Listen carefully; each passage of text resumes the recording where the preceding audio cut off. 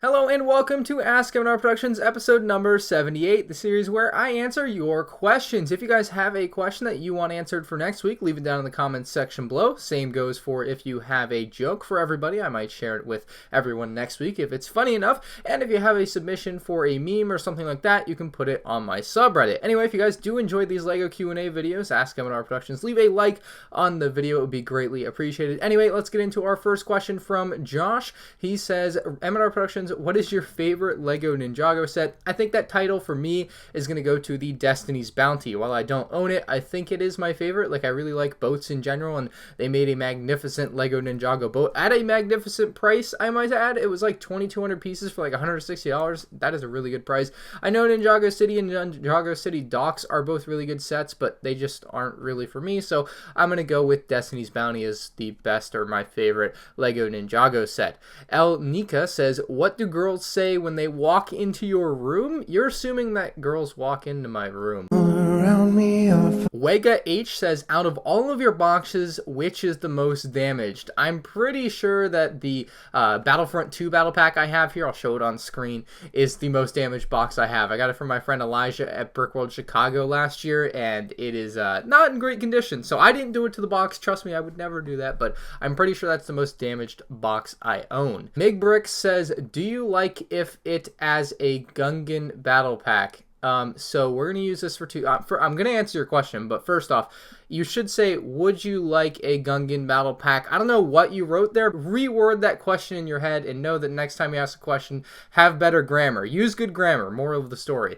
Anyway, would I like a Gungan battle pack? No, I don't want a Gungan battle pack. On the flip side of that, I'm surprised I haven't made one yet because LEGO's in a habit of just doing dumb battle packs recently. White Elephant says, what is your benching max? You don't want to know. I personally don't know because I don't like look into that, but I have started going to the gym more recently and I'm on like a 4-day-a-week gym schedule now, so we'll see how long that lasts, but I hope to keep it up for the foreseeable future, so other than when I go to Brickworld Chicago, I guess. But yes, looking forward to upping whatever that max is, and I'll let you know when it's something respectable. Grizzly S says, do you think the rumored 2019 UCS Death Star will contain minifigs, and if so, which minifigs do you think will be included? Yes, I'm sure it will include minifigs, because the last, I don't know how many UCS Star Wars sets have included minifigs. Like, the last one I can remember off the top of my head that didn't include minifigs was probably Obi-Wan's Jedi Starfighter in, like, 2010. Like, the UCS, like, there haven't been a lot of UCS sets recently that haven't included minifigs. So let's just leave it at that. Even the 2013 X-Wing had R2-D2, so I think we will see at least one minifig with this Star Destroyer. I'm sure we'll get multiple, though. I mean, I would wager Darth Vader, Emperor Palpatine, like, just a couple Stormtroopers, like, pretty standard. I would love for something exclusive, but I don't know what they would make. Comment down below. I'm curious what you guys think LEGO should include with the 2019 UCS Death Star that is coming out later this year. Royal Ghost says, do you think LEGO Star Wars sets or LEGO sets in general are dropping in quality? Not at all. LEGO sets have, for the last 20 years, 25, 30 years maybe, I mean, probably forever, really, they've been getting better. I think a good example is all the LEGO X-Wings. 1999 wasn't as good as 2004, 2004 wasn't as good as 2006, 2006 wasn't as good as 2012, and 2012 wasn't as good as 2018. Each time the X-Wing has gone better.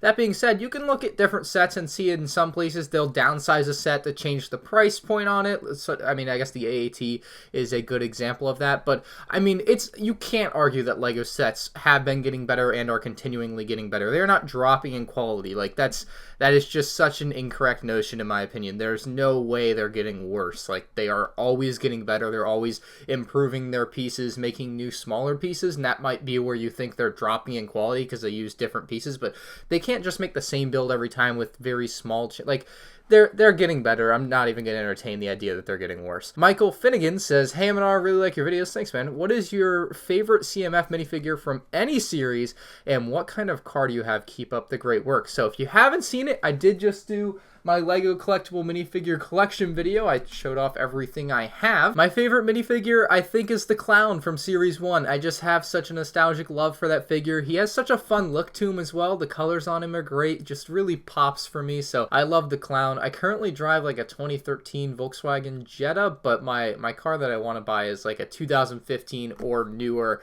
Ford Mustang. That's the design of the Mustang that I like, and I also want it in gray. Infinite Brick says, what is your favorite scene from Star Wars that I want to be made into Lego. I'm assuming you're talking about like a Sultan Hoth type of thing, Cloud City type set. I think Kashyyyk, like as a Master Builder series set with a bunch of stuff in it, could be a lot of fun. That's the type of play set I would want to see for a scene out of Lego. So Kashyyyk, please. Charles Star Wars says, hello, I've been living under a cave for a few years, and I have a question. Would you like a 501st Battle Pack? Well, Charles, welcome out from inside the cave, and yes, I would love a 501st Battle Pack. Man, that'd be awesome. Trust me, Why? I'm not even reading your... Why is that your... Okay. Would you ever consider building a mock on the same scale as that of Solid Bricks, for example? Would I consider it? Yes. Would it actually happen? I don't know. Probably not. I mean, maybe one of these days it'd happen, like in the next 5 years, but like, to a T, your question, I would consider it, yes. Dolphin Boy says, hey man, this isn't Lego related, but what's the best way to watch the whole Star Wars saga without buying DVDs or fishy websites? I mean, as far as I'm concerned, like, just go buy the Blu-rays. Like, that would be the best way to watch it, right? That being said, if you wait until like November, I think Disney is having their like Disney Plus or whatever it's going to be called, their streaming service. And I want to say that's going to be like $7 or $8 a month. I don't know. The price isn't like confirmed yet, but the new Disney streaming service, I suppose, will be the best way to watch the Star Wars saga. I mean, I never really had to worry about it because I've always had them on DVD. I am going to buy them on Blu-ray here soon, but yeah, wait until like November and then you'll be able to watch them all on Disney streaming service. That'll be the easiest way to watch them. P-Dubs TV says, do you think Lego will do something special for CMF Series 20? So I'm split on this. One side of me says yes, one side of me says no. The part that says yes thinks it's too perfect for there to not be a Mrs. Gold. Like, they made Mr. Gold for Series 10, now it's time for Mrs. Gold. The flip side of that is, if they do a Mrs. Gold, the reason it would be no is that Lego knows it's going to be a disaster. And it will be an absolute disaster if they do a limited of 5,000 Mrs. Gold. Here's why.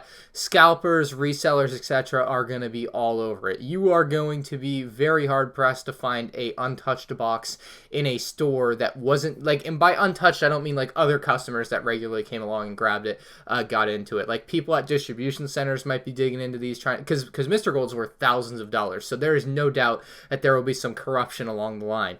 People digging into the boxes in the distribution center, people in the back of the stores that work for the stores will be getting into the boxes before they even make it to the retail floor. So I don't think that goes over well with customers. I certainly wasn't into LEGO Collectible Minifigures when Series 10 was around, so I didn't experience what all that was like. But from what I could tell from, like, Leo Kim Video made some great videos when Series 10 was out and about, it was not very good. And I'm personally split on whether I would personally like something for Series 20 like that that's one of 5,000.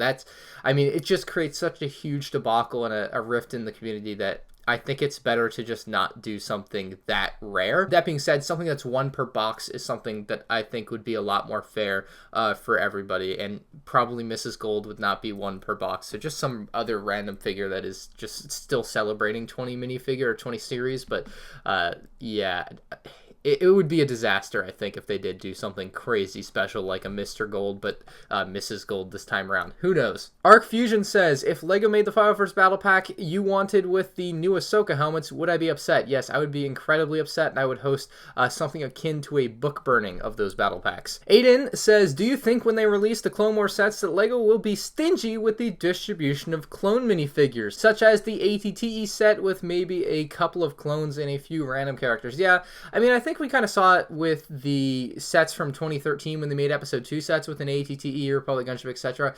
LEGO, for whatever reason, doesn't want to put a large amount of clone troopers in sets like they used to. Like, back in 2004, if you bought the Republic Gunship or the ATTE, you get, like, 4 clones in, like, one set. 4 regular clones.